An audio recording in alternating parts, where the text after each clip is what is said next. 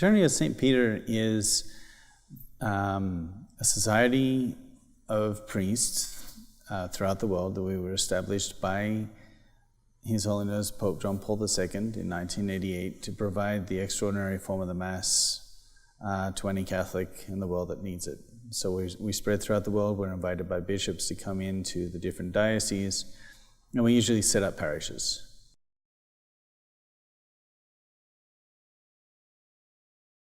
It was celebrated by a few priests, usually older priests who were unable to learn the new Mass, and different people throughout that time would ask for permission to have that Mass. The famous person would be Agatha Christie, asked to have the Latin Mass preserved for historical reasons, and that was granting.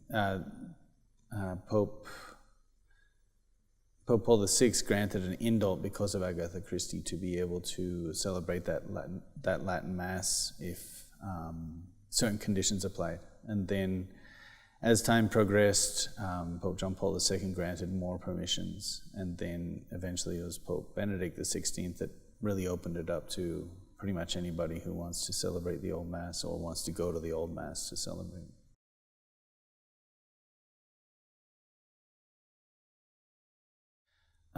I guess the biggest misconception is that it's not permitted.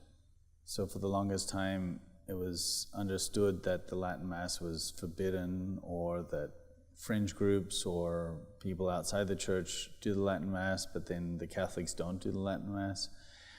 That's one of the biggest misconceptions and fallacies, and yes, it is permitted. Not very many priests know how to celebrate it, and that's probably the biggest barrier for there not being more Masses.